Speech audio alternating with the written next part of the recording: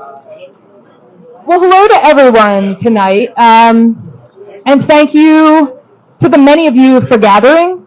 My name is Emma. I'm the owner of the Ivy Bookshop, and it's my pleasure. All right. Yes, I think bookstores are places that deserve applause, and hopefully we'll get them for many, many years to come. And it's my pleasure to welcome all of you tonight on behalf of the Ivy, and also of our longtime partners at JMOR, Jewish Living Magazine, especially Lauren Esikoff, who has shepherded us this evening. Yeah, another round of applause in the corner. Who shepherded this evening along from the start. It was really, it was JMOR that came to us and said, we should have this book launch with Michael Olesker and Boogie Weinglass. And it took me, I think, approximately 5 seconds to say, that is a great idea, which was proven true when the more than 100 folks who have seats on this patio snapped them up within a week, and left many of you perched on lawn and steps and in the garden around us. And so thank you to all of you who clearly were on the right mailing lists in that initial week. We commend that highly. Stay on those mailing lists. And for those of you who are also here, for anyone who is sort of surrounding us, any seat that feels comfortable to you, people often actually kind of perch on the half walls and things that line the space. Feel free. I like to start these events lately. Yeah, exactly, if there are some spots over on the side. I like to start these events lately by just asking for a raise of hands, a show of hands, of anyone who is at the Ivy at 5928 Falls Road, this new location, for the first time. A lot of you. Well, welcome.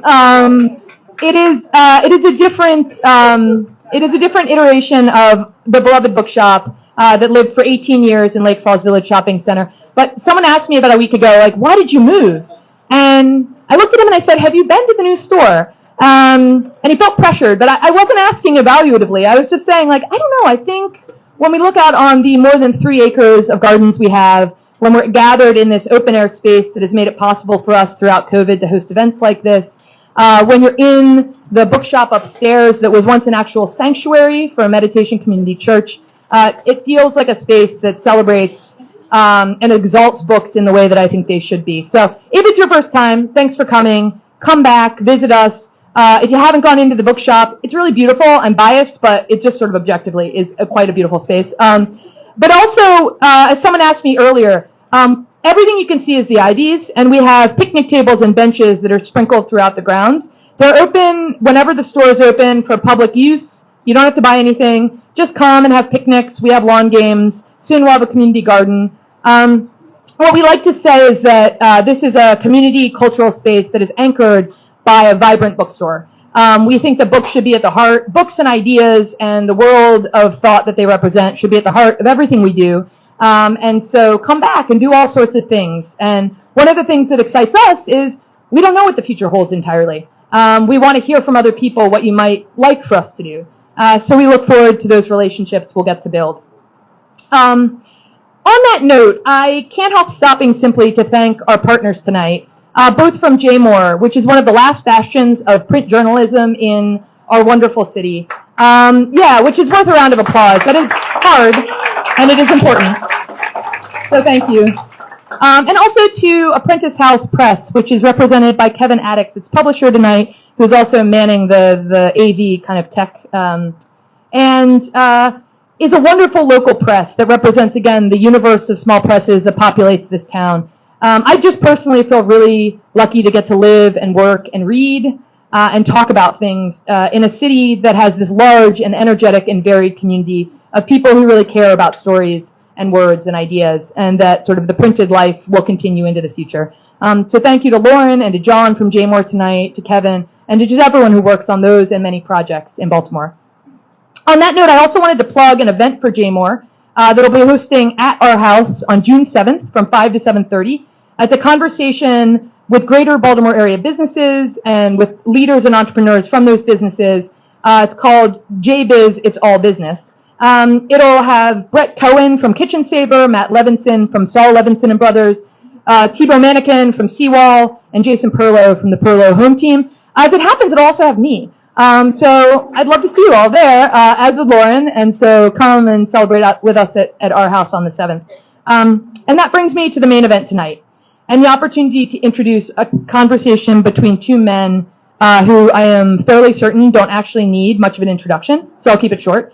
That's definitely my perspective. I grew up in Baltimore in the 80s and 90s, and, we're trying to direct someone up to a seat up front. I grew up in Baltimore in the 80s and 90s, and a good day was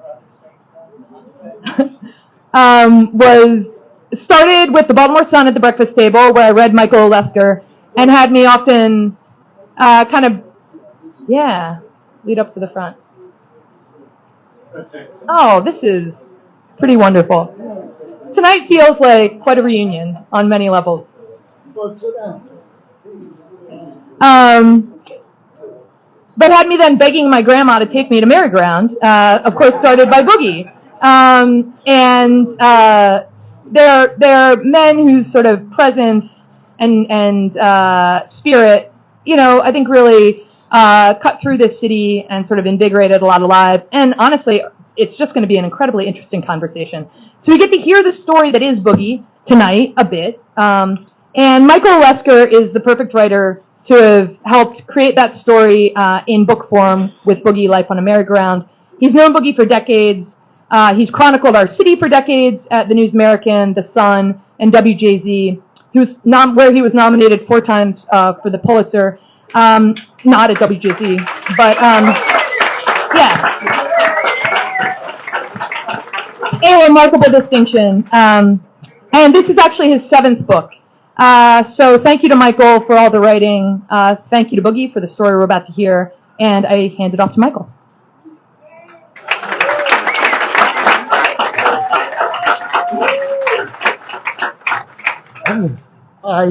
Can everybody hear me okay? I don't feel nearly cool enough to be on the same stage with Boogie Weinglass. We've been back there signing autographs, and Boogie turned to me and he said, "I wrote more tonight than I did all through high school."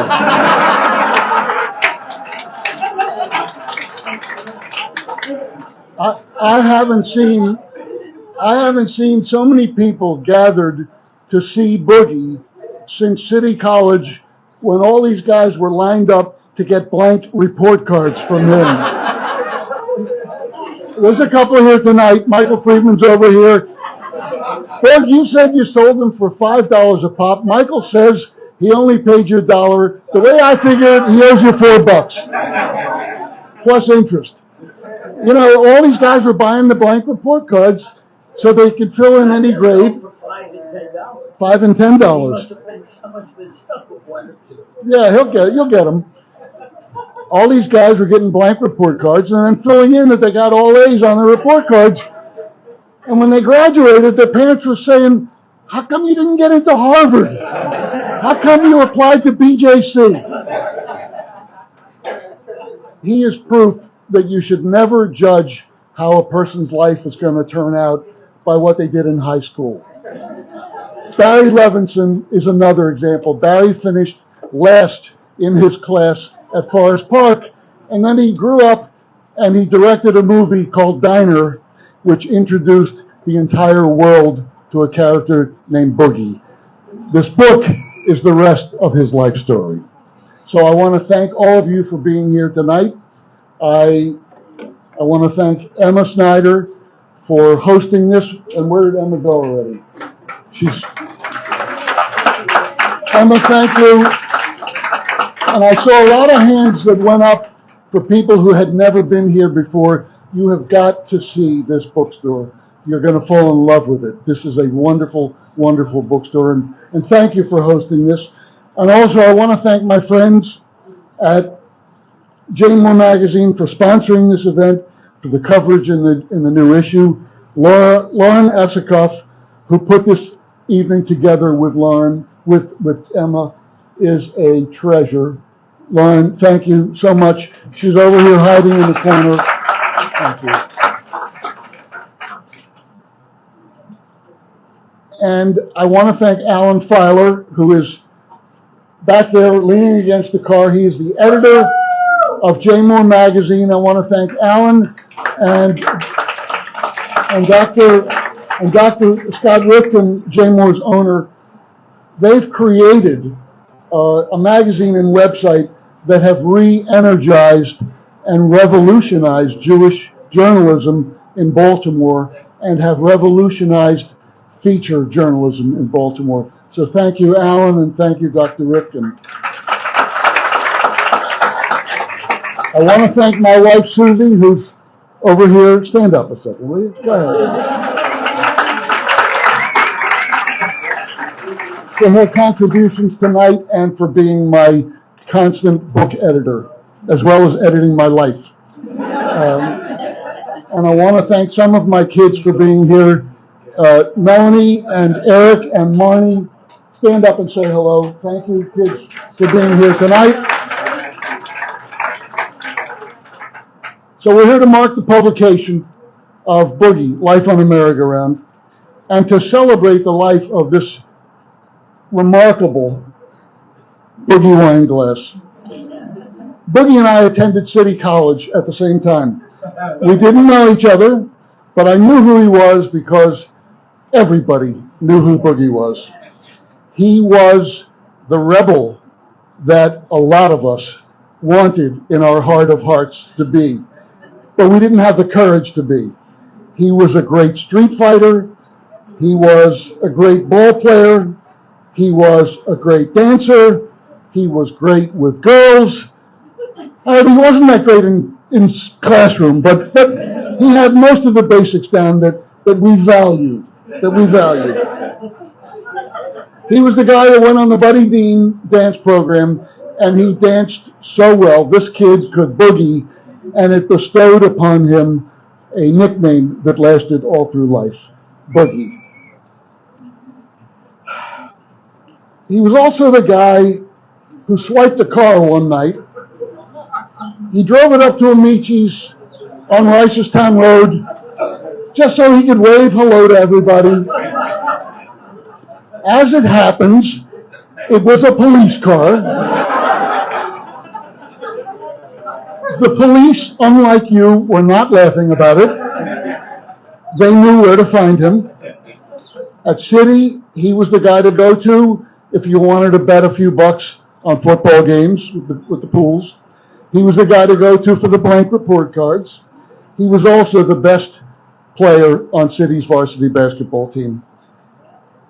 In high school, he was many things. Student wasn't one of them, since he didn't relish going to class because it invaded his special time at Benny's Pool Hall or Naco's or the Hilltop Diner. Am I missing any? Yeah, but I Hang on, I'll call on you later. I'll call on you. I disagree about the education. I was in school 20 years. I was educated. Boogie says he was in school 20 years. He was 20 when he graduated, or as Barry Levinson once said to me, he was in high school so long we thought he was going for his doctorate. Years ago, Boogie said to me, how come I'm 4 years older than you, but I only graduated 2 years ahead of you at City? And I said, because you went through high school on the 5-year plan. So how's this for irony? A guy with his academic background and who puts his life story into book form, a great American university, Loyola University of Maryland, and their book publishing arm, Apprentice House. And for that, I want to thank Kevin Addicks. Is Kevin here? Where's Kevin? He's in the back. Say hello to Kevin Addicks. He is the publisher. Imagine a university saying, we want to publish Boogie Weinglass's life. Apparently they were not aware of Forest Park, City College, Mervo, City College, Summers at Douglas High School, summer school. Clifton Park, okay. I want to thank Kevin Addicks again, who Kevin really embraced this story right from the start. He understood its value. He nursed it from start to finish. And I want to thank a young lady. Is she here? No, she's not here. A student at Loyola, Cameron Zimmerman, who designed the cover of the book. And it's a terrific cover. All right, but if the story of Boogie Weinglass was only about a street kid who occasionally got into trouble, it wouldn't be a whole book. In fact, this is a great only in America story. How does a kid from his kind of impoverished background, apparently going nowhere with his life when he was 17 and 18 and 19 and 20 years old,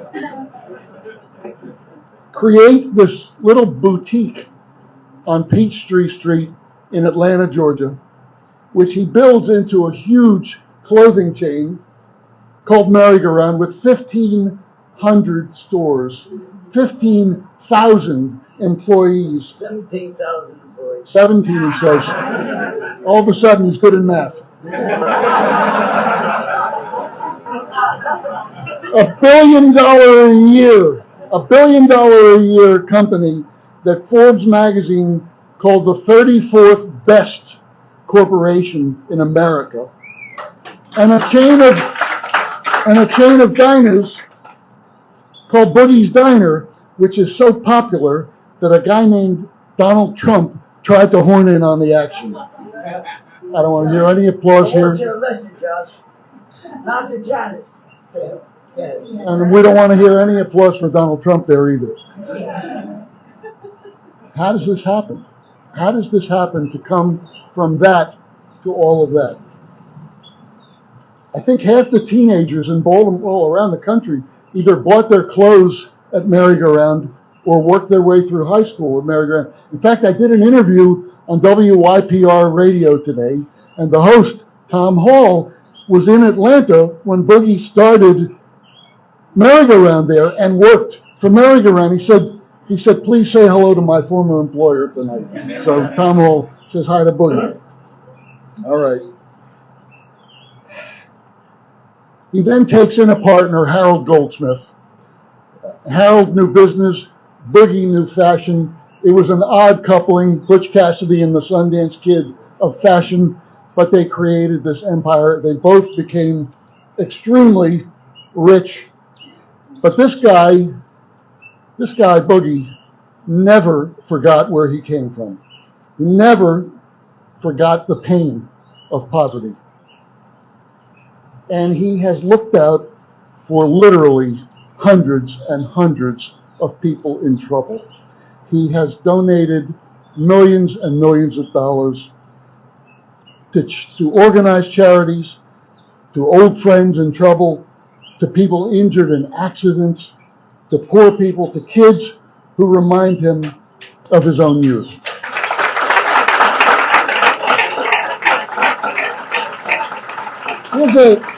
Here's a classic story. He's a classic story. He's in line at Lenny's one day in Owings Mills. There's a guy standing there. He doesn't know him. The guy starts telling him a hard luck story. Boogie gives him $5,000. He goes into Essen, the deli in Pikesville, finds out the counter guy there is in a coma. He has 4 kids. Boogie writes the family a check for 10 grand. Who does this? I can tell you who. A guy with a lot of heart.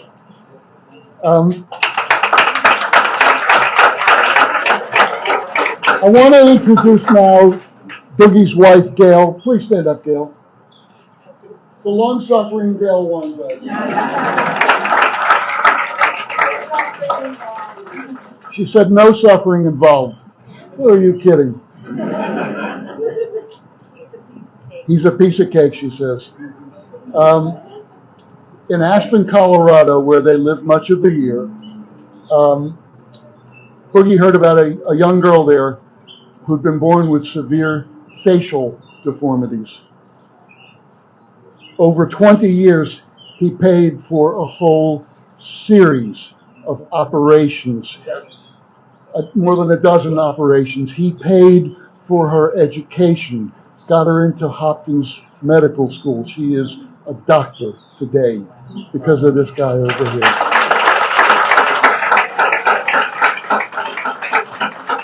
And this remarkable story all started in Baltimore, where nobody ever imagined his life was going to play out the way it has. So let me read you a very quick passage from the book about what it was really like with Boogie and his occasionally misguided but always fearless days at City College. Remember, he was the star on the City College basketball team. He was also running the football pools at the same time, which, as many of you know, were illegal. Some of you know this.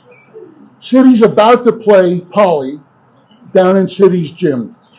The crowd is roaring, but where is Boogie? Can I borrow a book?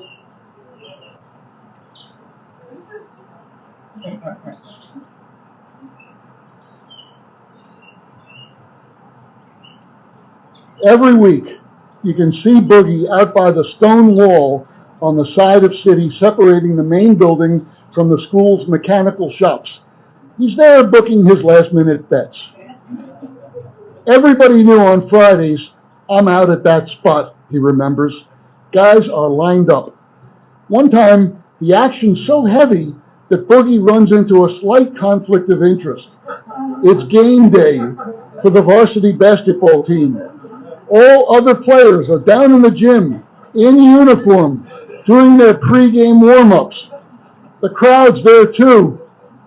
Boogie's in uniform all right, but he's so busy taking bets that he loses track of time and fails to notice the hulking presence suddenly looming behind him.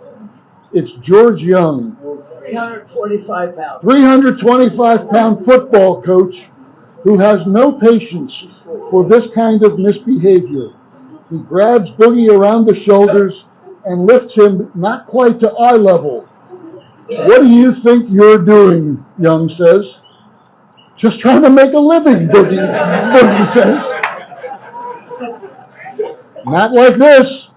Not while George Young walks the earth. As schoolboy gamblers scramble to get away before Young can identify them as co-conspirators, the coach marches Boogie straight down to the gym where the big crowd is roaring in the last moments before tip-off. City's coach, Jerry Phipps, looking around anxiously for his star guard, finally sees Boogie approaching, inexplicably accompanied by the big football coach. I just caught your young man here, Young tells Phipps. He was booking football bets. Young doesn't want him playing basketball. He wants him taken out and shot. Leonard, says Coach Phipps, going for the full adult measure of authority as Young looks on. Phipps shakes his head. Leonard, he says, get out on the court. Young can't believe what he's hearing. You're putting him in the game, he says? Hey, Phipps says, we're playing Polly.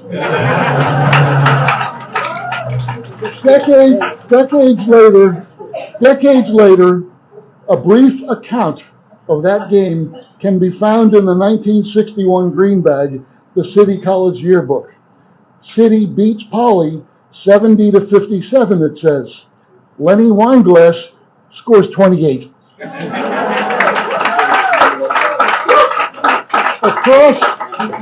Across those winter months, Boogie made his mark and stayed out of visible trouble.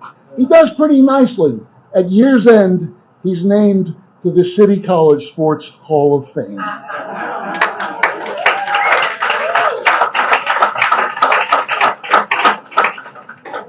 One last remark. I think Forbes magazine got it right when they wrote, human history has produced exactly one Johann Sebastian Bach, one Sir Isaac Newton, and one Leonard Boogie Weinglass. A true original, a streetwise Baltimore bad boy who grew up to be, by turns, hippie, founder of a billion-dollar retail chain, multimillionaire, and magnificent donor to charities. Ladies and gentlemen, I give you Boogie Weinglass.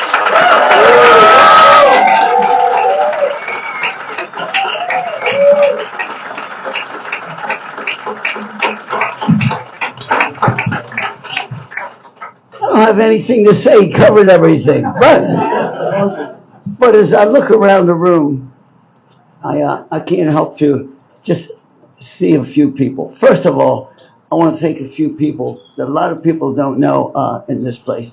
I got very sick around 8-9 years ago. I had tongue and throat cancer. And in attendance, also, not only was he a better basketball player than me, his name is Ray Altman. He happens to be here somewhere. And his wife Janice. So while I was rehabbing from Sloan Kettering, the Altmans were kind enough to have me in their house, and Janice had to change my pillow sheets about every other day because when you have tongue and throat cancer, you're still bleeding. All right, enough of that anyway. But I want to go back to the education part. I feel.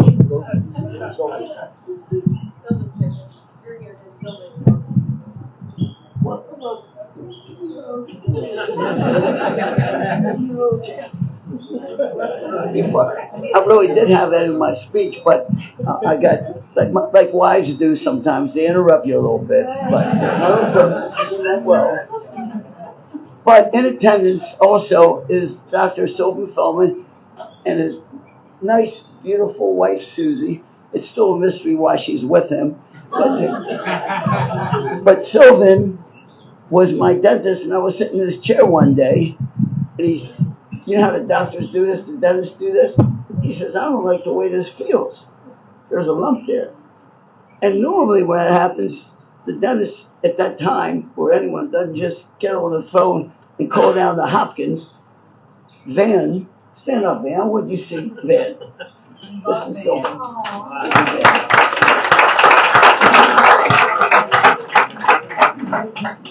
He gets on the phone, he calls to Johns Hopkins where he's connected. He says, I've got someone here I want you to see. And Sylvan said it was very important. And they said, can he get down here? And I did. And I got down, it was late though, it was like 5 or 6 when I finally got there. And they took a biopsy. And sure enough, it was stage 4 cancer. But when I found it was stage 4 cancer, I was already on a plane back to Aspen, Colorado, which I'll get back to that in a little bit. But in essence, if Sylvan does not do this, and he doesn't detect that I have cancer, I would not have made it, because I got to Sloan Kettering not many days later, and thanks to Sylvan's getting me, calling your friend at Hopkins, and me going down and getting a biopsy, they also, I didn't know I was stage 4 at that time because they didn't get the results till later that night or the next morning. They sent him to Aspen, Colorado, which I was already there. And another friend who was a doctor named Jerry Bovino happened to be connected to a place called Sloan Kettering up in New York. It's a cancer hospital up in New York. And if anybody knows the Sloan Kettering in here, it means you've been sick. Is that right?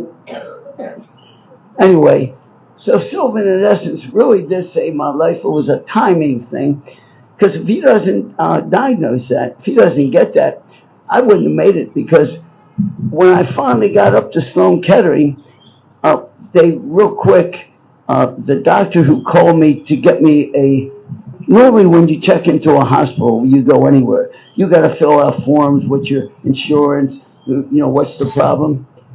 A guy named Jerry Bovino was a friend of mine who was had a radio talk show.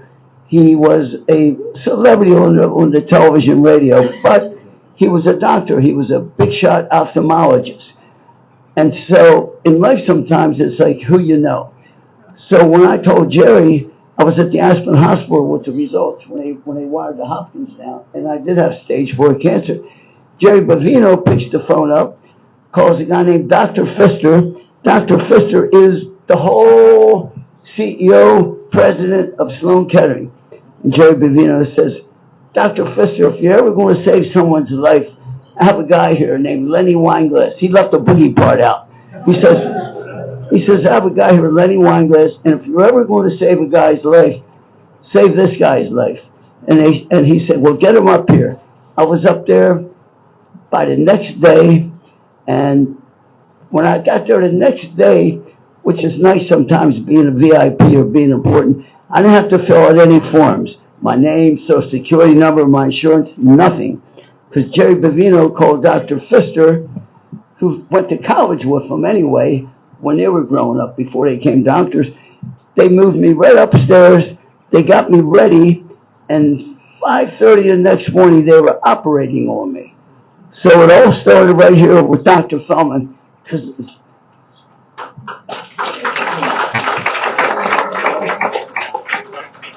Getting a little emotional here.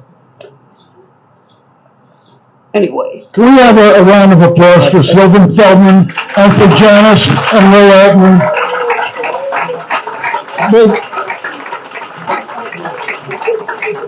Okay. Yeah. All right. Just a few more things that I want to say as I looked around here. I have so many great friends in this place that when I was sick, that helped me. Janice and Ray Altman. And then Stan the Fan and his wife Jane over there. I've known him forever. First of all, if it wasn't for Stan the Fan, I would really be wealthy. I would really be wealthy. When we were younger, Stan and I had a little bit. Hey, right? Billy, my boy Billy. Long time guy. Billy writes it here. Merry-go-round. One of my main guys. Anyway, Stan the Fan and I, I've been known, people know me, I have a gambling problem, I have an issue. And by the way, I went away, I guess I'm 80 years old right now, I'm not embarrassed to talk about it. I went away to a place called Sloan Kettering. Not Sloan Kettering. I went away for gambling addiction. Excuse me, it's called Sierra Tucson. Sierra Tucson is a place where the judges will put non-violent criminals, like if you were a coat and tie guy and you embezzled, and if you didn't do anything really dangerous, they would send you to Sierra Tucson. Now, you couldn't escape because it's 115 degrees and it's in the middle of the desert and there's no transportation. This is a true story. So I went to Sierra Tucson because I had a gambling addiction, and somehow I beat that. But really, if it wasn't for Stan the Fan, I would really be wealthy because we would pick 10 games, and if we won 3 out of 10, which is not, you're supposed to win at least 5 out of 10, then you lose the choose. If you lose 5 out of 10, you lose the 10% choose. But Stan and I had a knack. We would pick 7 out of 10 losers. But he knows more about baseball than anybody in this room, that I'll tell you. Anyway, and I was going to say something. Can I ask you a question, Bud? Yeah, I want to say something. I want to acknowledge my favorite sister-in-law over there, Barbara. Hi, Barb. Raise your hand, Barb. It's my favorite sister-in-law. I would like to know, I would like you to tell these fine people how in the world you got those blank report cards. Well, let me tell you, I got those blank report cards, and this is a true story. I used to get in a little trouble at the high school level. I've been known to fight. I've been known to steal report cards. So I'm in the, Yost was his name. He was the principal of the school. Henry T. Yost. Henry T. Yost. And normally when you get in trouble, they don't send you to the principal. They'll send you to someone else. But they sent me right to Yost. While I'm sitting in the office, his safe is ajar. His safe is ajar. And I'm sitting there, and I was young at the time.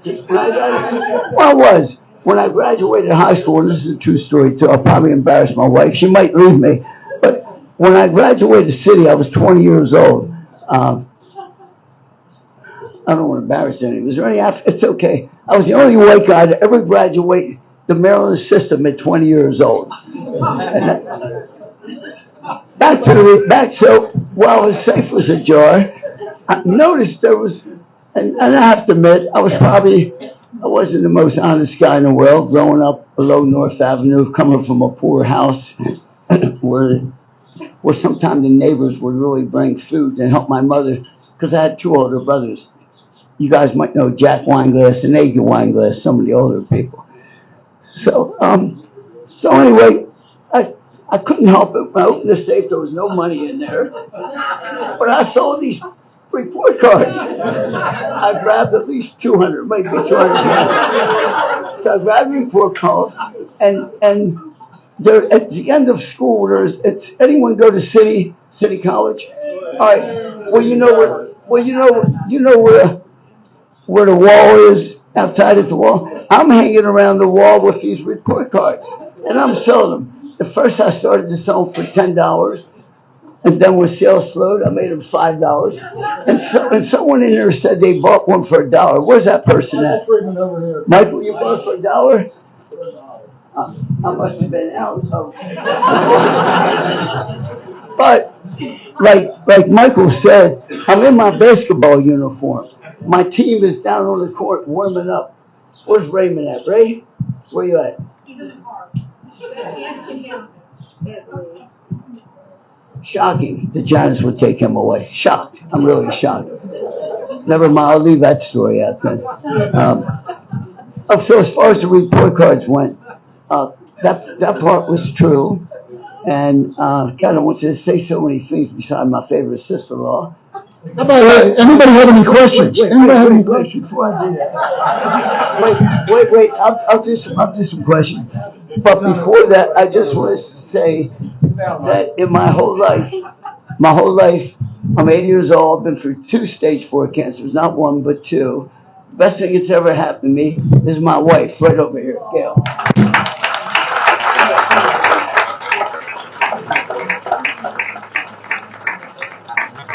And that's the 2 stories. My favorite wife. Oh yeah.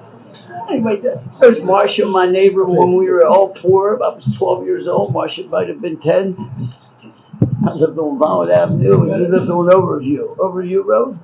Mike, how did you get so lucky anyway? Mike met Marcia later in life. And then I look around. Let me just look around because there's someone. And then there's Vince from Sabatino's. Vince also. I was going down to Sabatini's ever since I can remember.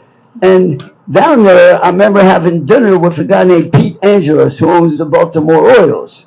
Now, but at the time, Pete Angeles and I needed a partner because at one time, I don't know if anyone knows, at one time I was trying to do is when the Baltimore Colts got taken out overnight and went to Indianapolis, which is now the Indianapolis Colts. It used to be the Baltimore team.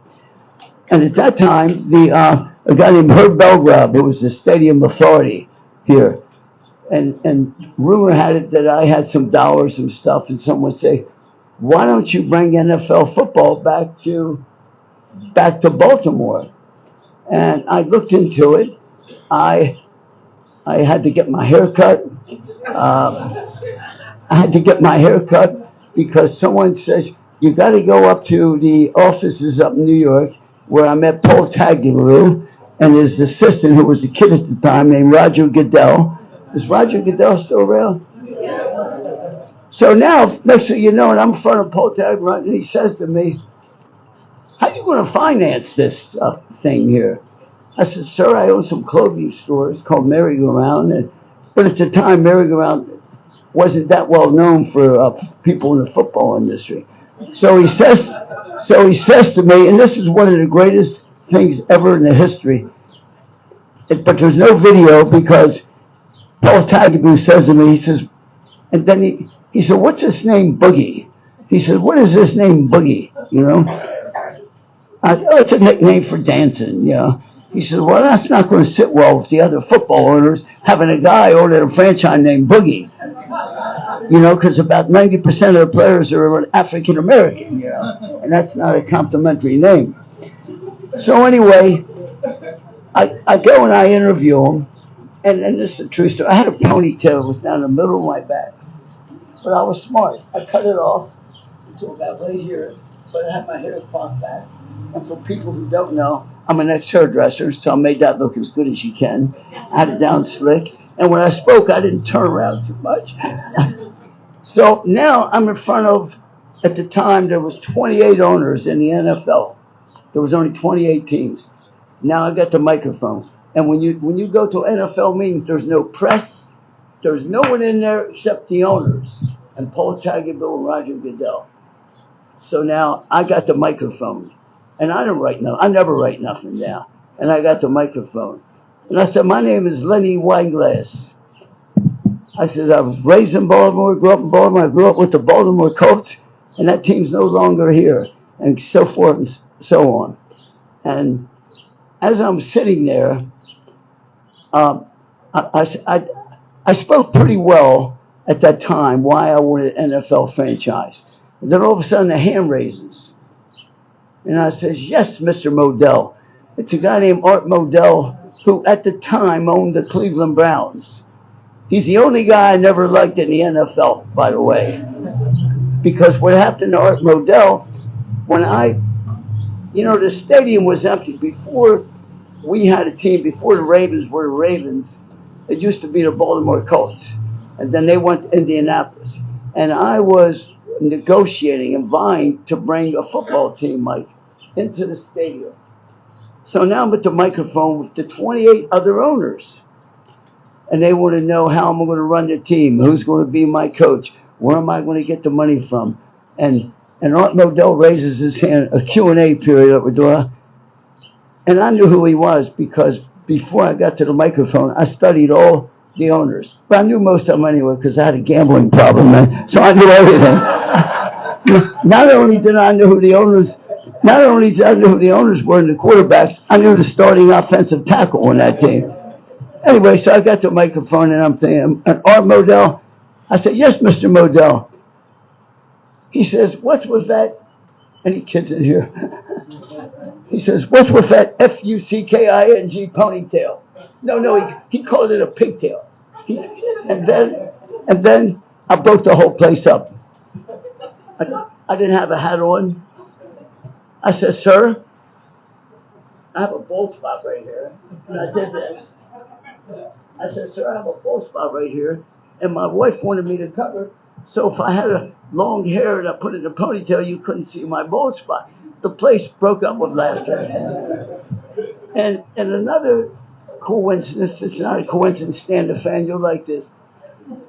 Sitting in the first row is the son of the San Francisco 49ers, the Bartlow. What was the Bartlow senior name? There was Eddie the Bartlow and there was another the Bartlow. It was a father and son. Whatever. The Bartlow. Yeah. The Bartlow's sitting in the first row and he likes me. And I can tell when you're on the microphone and you're talking, if you look out, you can see Art Modell hated me because but the reason why he hated me, he's the one that brought the goddamn expansion team here. If you know that right. No wonder he hated me. He didn't want any parts of me getting a franchise in Baltimore. But it went on, but I answered that question, and then Eddie DeBartolo's there, and he's not here, but Eddie DeBartolo, the son, is a player. He's been known to have a few drinks. And before I straighten up, I've been known to have a few drinks myself. So I bonded with Eddie DeBartolo, and he got me in with, I was really in the hunt for that. And I probably would have had an NFL team, had Art Modell, while I was negotiating. I had 100, by the way, when you try to buy a new franchise, you just can't put your name in there. You have to send in a $100,000 non-refundable check with the application, which I did. I filled it out. Thanks to, and I got to mention this because he passed away a few days ago.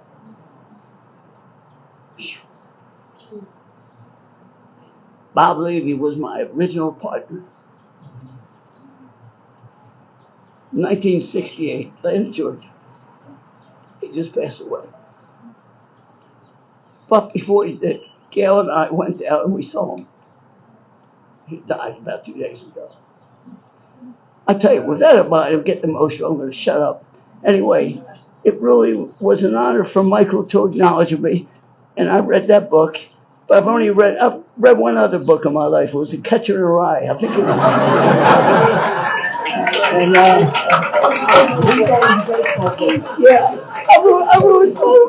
I love that book, Catcher in the Rye. I think I read one more book. I think it was Atlas Shrugged. I think Ayn Rand was the author. But I don't know what you guys will think. I'm not educated here. All right, with that, I'm shutting up. Okay. Well, round of applause for Boogie.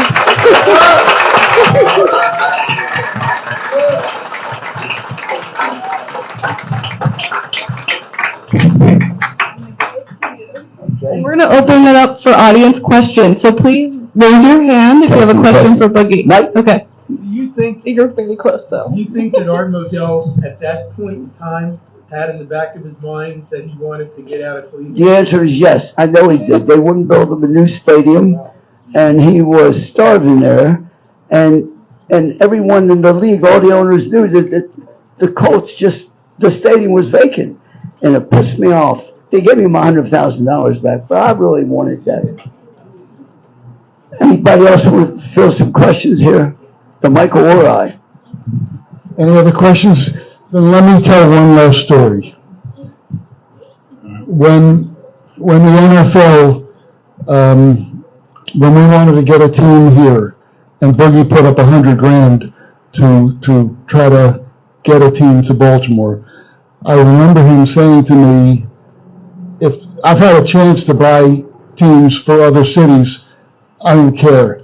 This is about Baltimore. This is my hometown."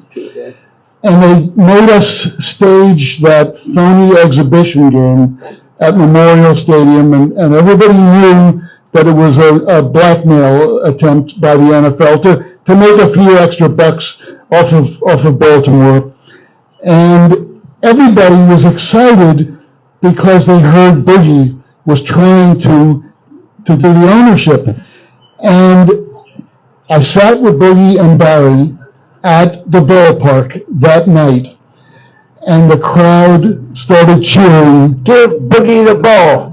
"Give Boogie the ball." The whole stadium would say, "Give Boogie the ball." And I turned to Boogie. Go ahead. I got another fun. So I'm with Barry Levinson. Everybody know who Barry Levinson is? Okay, so Barry and I were sitting together in the stadium that day. He's sitting on the aisle seat. I'm sitting one end. So when Barry and I were walking around the stadium and getting our seats, they put us on the center field, the big screen. What's that called, fan? Diamond Vision. Yeah.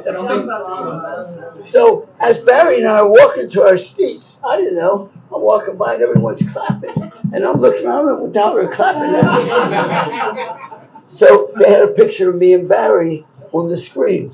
But I had my picture in the paper that week about a potential owner of the new franchise. I always had the Baltimore Orioles. If Paul Tagliabue would have never had me come up to the NFL, I would have owned the Baltimore Orioles, by the way. It was in my court. But where was that? Hold on a second. Give Boogie the ball. Give Boogie the ball. Oh, yeah. So I'm sitting next to Levinson. So we're sitting down. Barry, who's quite a celebrity, made the movie Diner. He made Rain Man. He made Good Morning Vietnam. He made The Natural. He's a much bigger celebrity than I am in this field. So when people see us on the screen, people come down with their programs. They're, I don't know if it was football or Orioles. Football. Orioles, you think?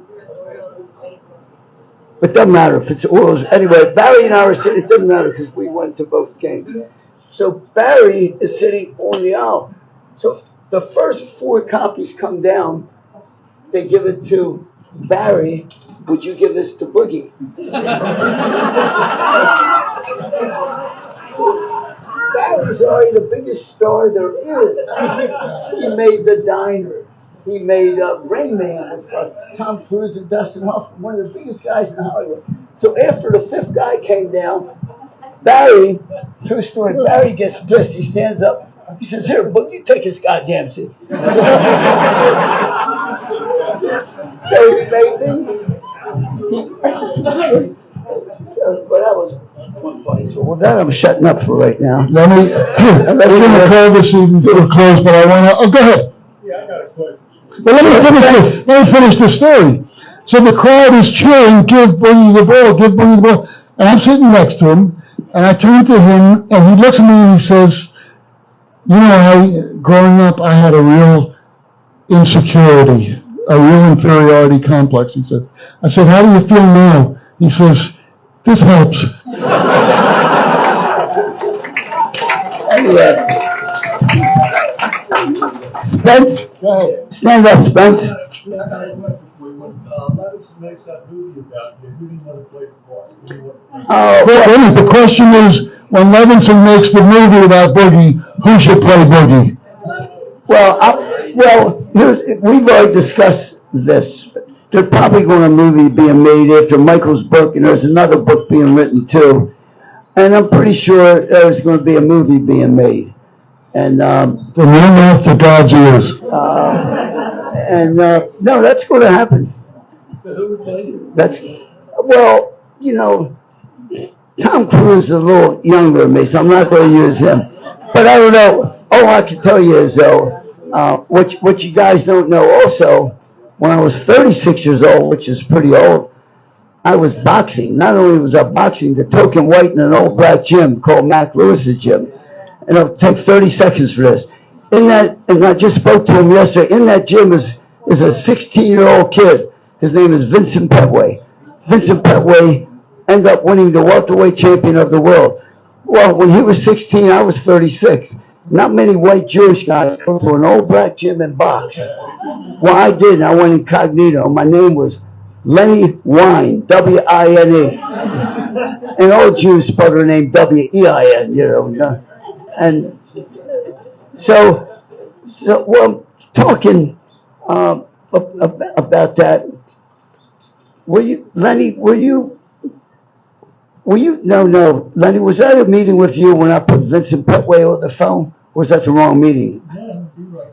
It was lunch. It was a lunch, so I don't want people to think I'm making this shit up. Well, so Lenny, and I like Lenny. He's one of the few guys I know older than me sitting over there. Lenny. So there's Lenny, and we're sitting with a bunch of Spence, I'm not giving your age out. No, don't tell her. Okay, I'm not. I'm not going to tell anybody you're 89 years old. I'm not. That would be. He looks good for 89, doesn't he? Matter of fact, just to be here. The only problem is when you talk, I forgot what point I was trying to make. Vince Petway. Oh, Petway. So anyway, I don't want these guys to think that I'm making this up.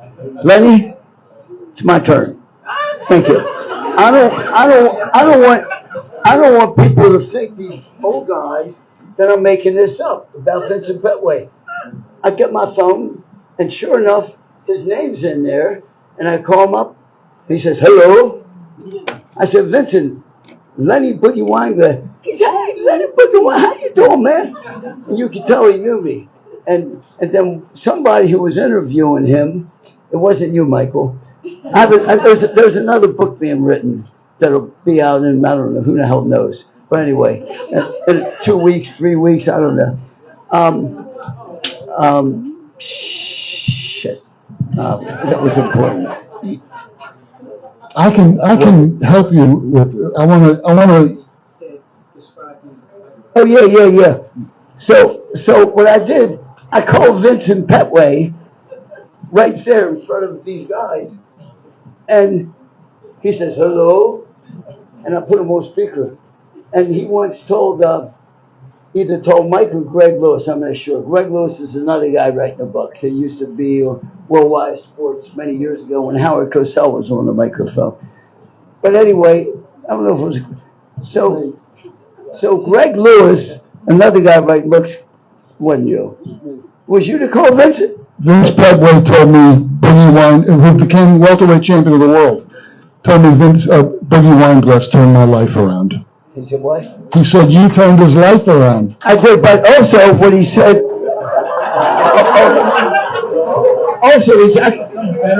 I'll shut up. No big deal. Also what he said, and I had him on speakerphone, he said, Lenny Boogie Weinglass, You're one bad motherfucker.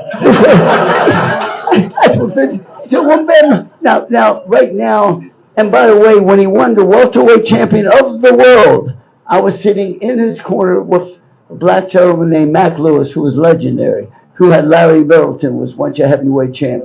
Sugar Ray Leonard even trained there for a while. And I boxed there. Not only is I the only white guy who boxed in an old black gym at 36, for sure the only Jewish guy there, but there was no other whites. So I got broken in that way.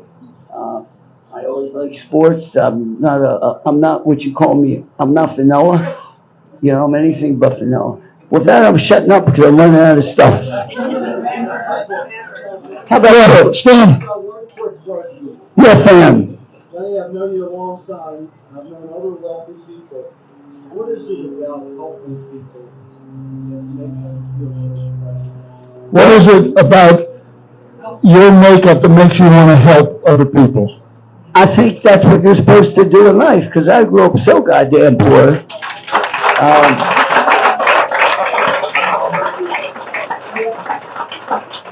I grew up very, very poor. My mother and my father took ill. He was a degenerate gambler, smoked 3 packs of Camels a day with caught tuberculosis. My mother raised 3 kids with no money. I grew up poor. Neighbors helped us out.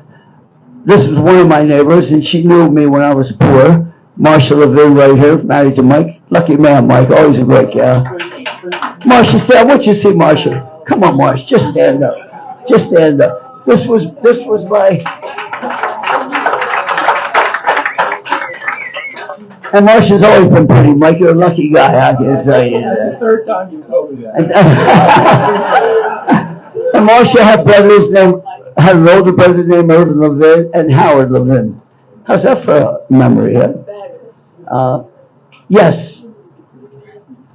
When I was sitting here waiting for the program to begin, I said to your friend we were asking here, I feel like I'm in synagogue, but not my own. But I realized that this is a city college reunion. So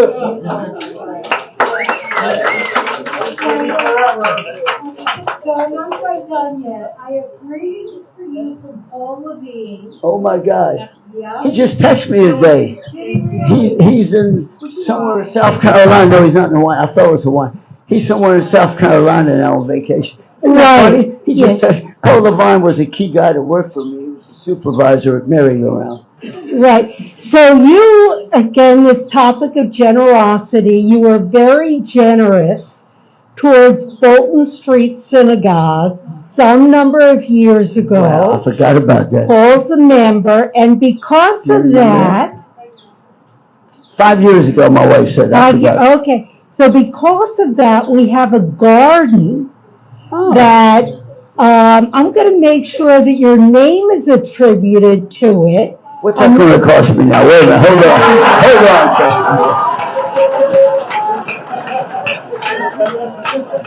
on. We can talk. But the point is, like so much else that we're talking about here, it began something much bigger than just that one beautiful garden. Now we've got a whole environmental program that was launched with the garden that we built because of you. So thank you very much.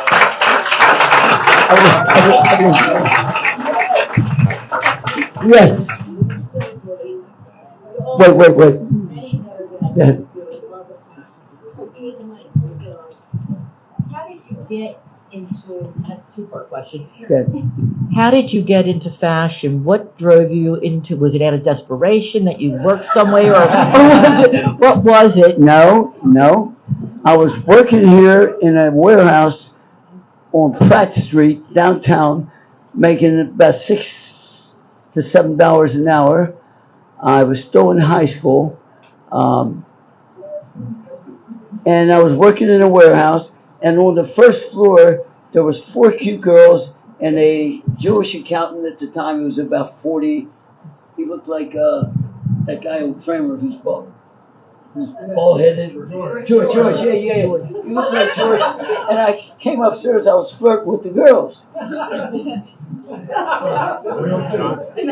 I come up, he says, you come up here one more time, I'm going to fire you.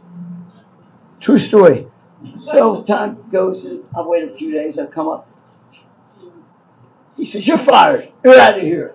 Most people, when you get fired, would just walk out the door. I go up to the next floor where a guy named Leo Thomas. Does anyone know Leo Thomas? Well, Leo Thomas was running Glenhaven and Highlander suits. He's not still alive, would he be, Leo? So I go up to, and Mike I don't think knows this part. I go. It's in the book. Oh, is it?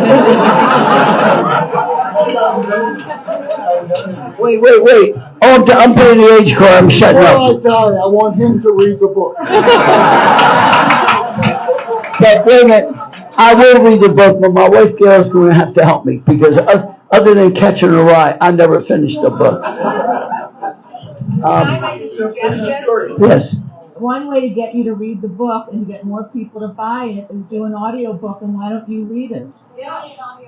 Well, I probably will. I've been reading that. The what? Oh, let's go back to Leo Thomas. No. So I get fired, and I'm but I needed the money. I go up to Leo Thomas, his office.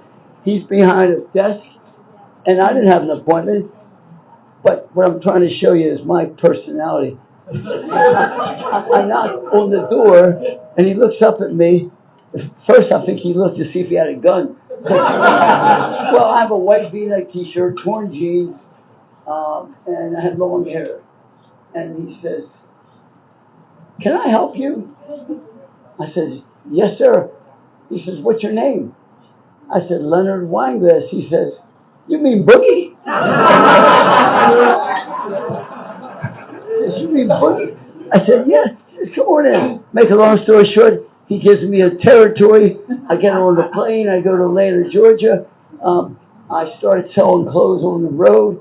Had my firm never screwed me out of commissions, I would have been running a Highlanders and also another line called Junior Scene. I would have been running a manufacturer. But since they screwed me out of commissions, it hurt my feelings. I quit. I had about a $4,000 commission check coming, but in those days that would be equivalent today of about probably $30,000. So when they screw me out of commissions, I'm the wrong guy to screw. At this age, I'm too old to punch in the nose.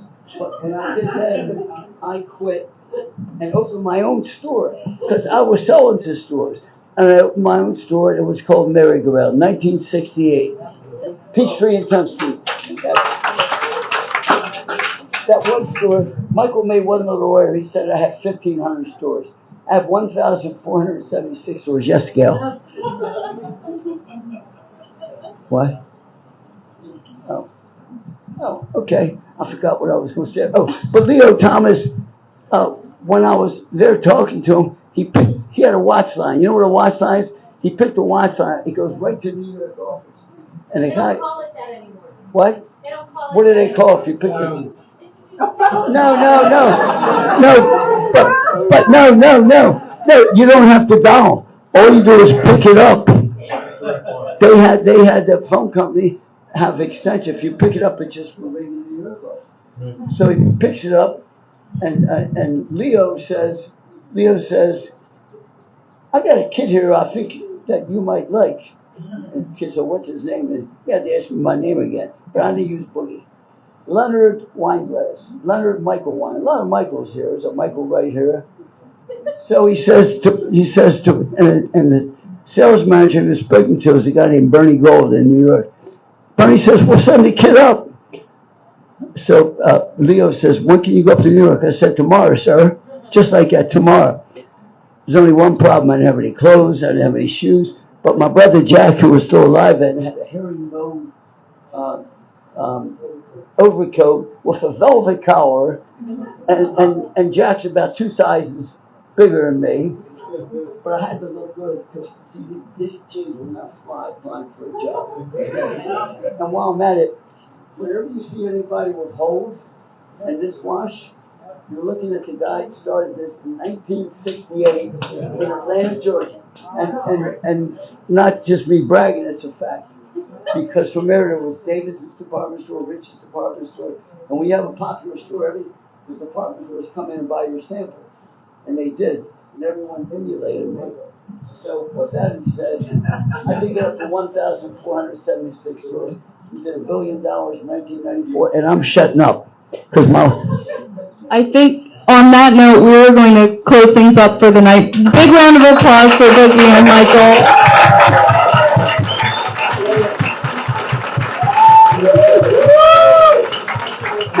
I